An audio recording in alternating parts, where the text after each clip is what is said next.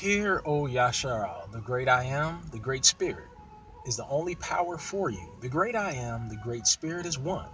Speak peace on this day of rest. Rise, O Yashar'Al.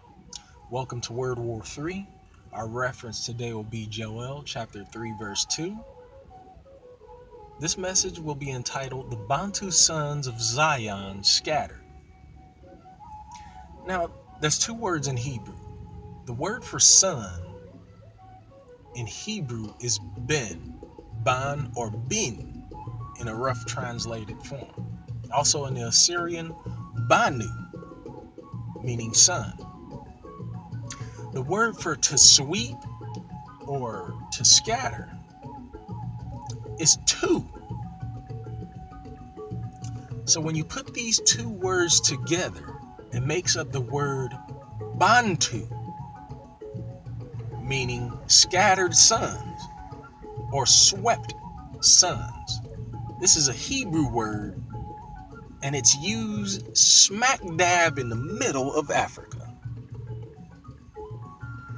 Now, one of the first accounts of the Hebrew Israelites, or the people of the book of the Bible, to be swept or scattered was during the reign of Tiglath-Pileser III, the Akkadian, and his son Sargon II. Now they came down and they destroyed Ashkelon, which is in the land of Judea, which is in the land of Palestine. They destroyed the northern kingdom of Israelites. And what they did is they picked them up and took them to another land, into the land of Assyria, into the land of, the Syria, or beyond Babylon, the waters over there. This is one of the first accounts, folks. And when they got there, the book of Ezra tells us that they decided that when the Hebrew Israelites got there, they decided that they was going to leave, and they left. Folks, these are the people that the Messiah you call Jesus Christ came for. He went to the southern kingdom of Judeans who were still in the land, the southern kingdom, not the northern kingdom. And he came back and he said, I have come not but for the lost sheep of the house of Israel.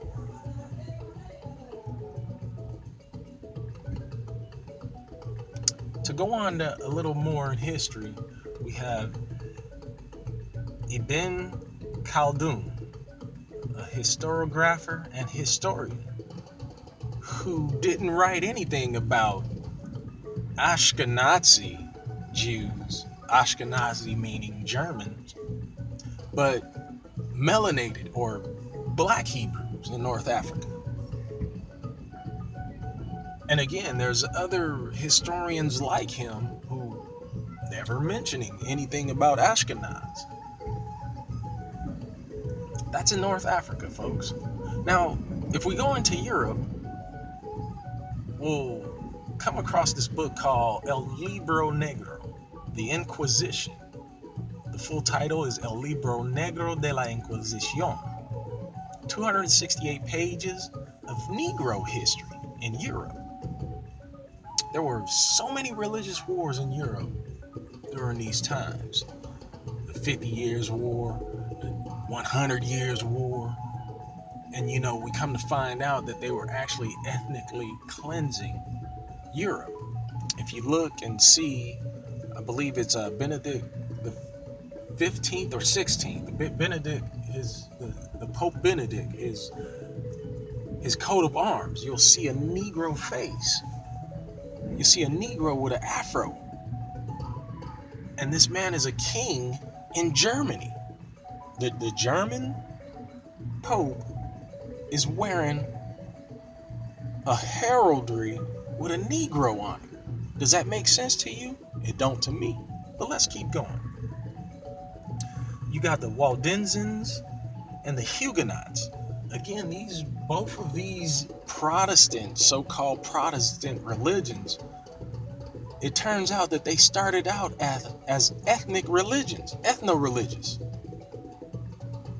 And in this book, El Libro Negro, it speaks about Inquisition of the Jews. So when we come to 1492, when they were kicking the Jews out of Spain and Portugal, later in Portugal, they kicked the Jews out of Spain. They kicked them out of Europe. But the ones that stayed in Europe had to suffer these inquisitions because they weren't doing what the Catholic Church wanted them to do.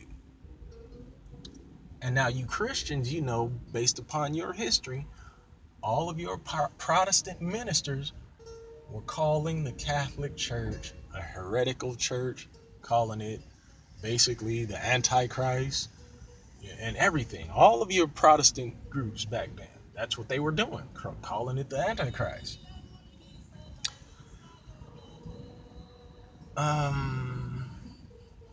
And again, we have the Timbuktu libraries, and I say plural, libraries, because when Islam came over, they kicked out, they scattered the Bantus, and these are actually Bantu people who wrote in Islam, and they wanted to save their writings. So they wrote in Arabic, spoke Arabic, and practiced Islam. But these are Bantu people. Remember that. They are scattered. And these libraries are across North Africa.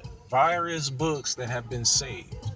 A little nugget that I found in research is that if you use salt, sugar, and charcoal, you can whiten your teeth. How many of you know a bunch of Africans with teeth that are so white? They're learning this stuff. Here in America, we have the slave narratives.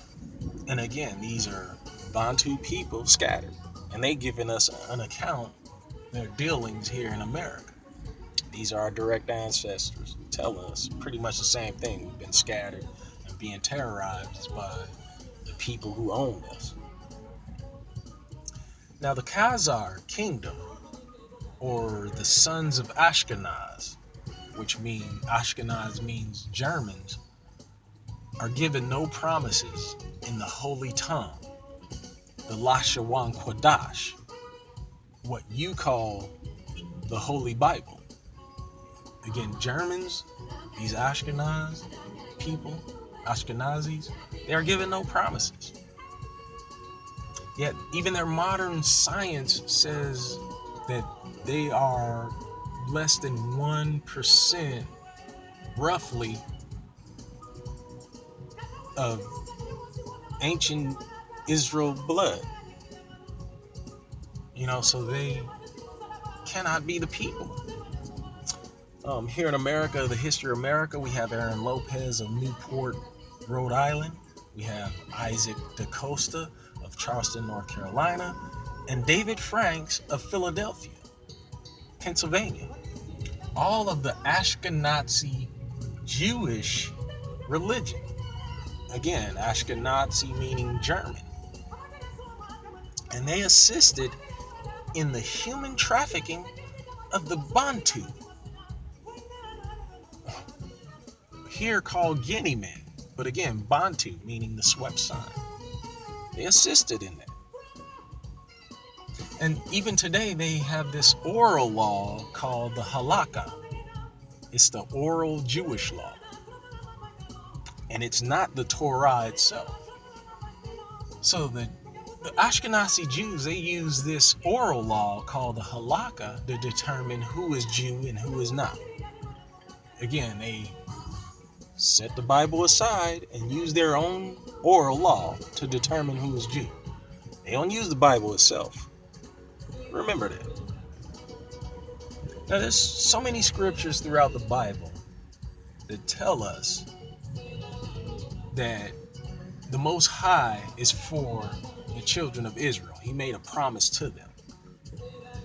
And even in the New Testament, the book of Luke chapter 1, we'll look at verse 67 through 80. A lot of people know about John the Baptist, but they don't They know little to nothing about John the Baptist's father, Zacharias, and his prophecy and him teaching his son that the Messiah to come was to save his people from their enemies. That was a promise from God. Because why? They would be lost. And that's the same message that the Messiah gives to the Judites, the southern kingdom, and the Samaritans. He's telling the Samaritan woman, I have come not before the house of Israel, the lost sheep of the house of Israel. He's telling this woman, and he's telling the people around.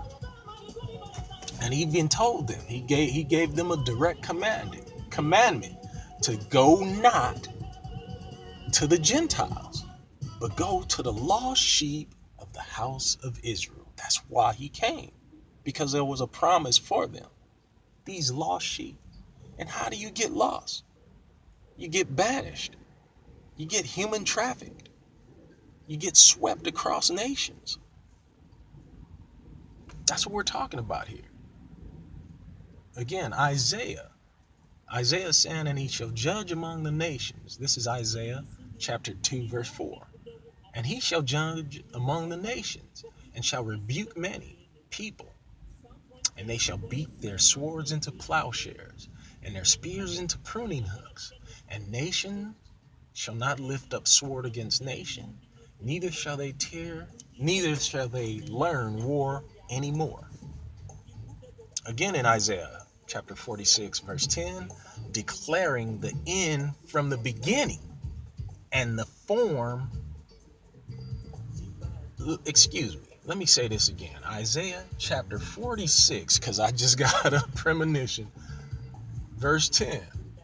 Isaiah 46, verse 10, declaring the end from the beginning and from ancient times, the things that are not yet done, saying, my counsel shall stand, and I will do all my pleasure. This is the Most High saying that from the beginning, he will declare the end. So if you're a Hebrew Israelite from the beginning in this word, then you're going to be a Hebrew Israelite in the end. A Hebrew Israelite in the end. So there's no grafting in the Old Testament. There's no grafting of nations. They're all divided in the Old Testament.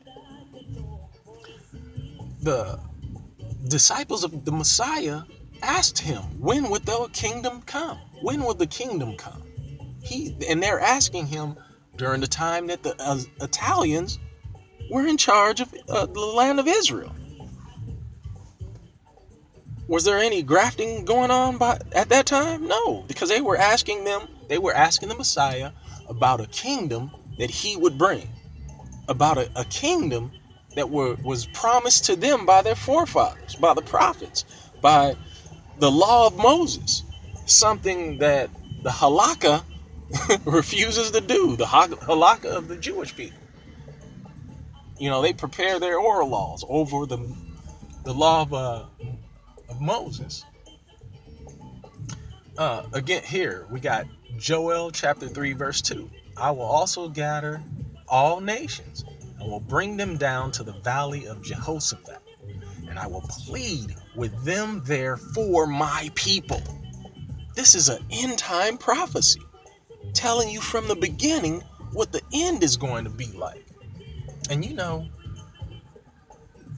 these Bantu people have been human trafficked and scattered across the earth. And all they have to do is they have to wake up and to identify themselves of who they truly are. And that's when the God of their forefathers will start fighting for them. That's when they will start fighting. The angel of your nation will fight for you. All you have to do is wake up. But being a Christian as we know today, being an angry Hebrew Israelite, when you following the ideas of the Edomians. And I'll give you that verse in Ezekiel. The Edomians, who, O Mount Seir, you Edomians, again, Ezekiel chapter 35 speaks on. The Most High is upset with the nations. If you Hebrew Israelites are out there acting like the Edomians, with hate in your heart, yelling and screaming, you think you're going to be saved if you're cursing the children of God, doing the same thing that the Edomites are doing? Look into Ezekiel chapter 37. It's going to be the northern kingdom and the southern kingdom. These two kingdoms coming back together again. This is the Most High saying in the beginning what's going to happen in the end. It has nothing to do with the Christian prospect or perspective of being grafting into a nation or promises that don't belong to them. Again, I remind you all the listeners of Indigenous Hebrew Israelite Awakening, that this wind-walking moment is for all of you to wake up to the fact that the Most High power, the great I Am, the Great Spirit, He's waiting for His children to wake up. The people who He's chosen that represents Him on this planet, that are supposed to be representing Him, representing peace.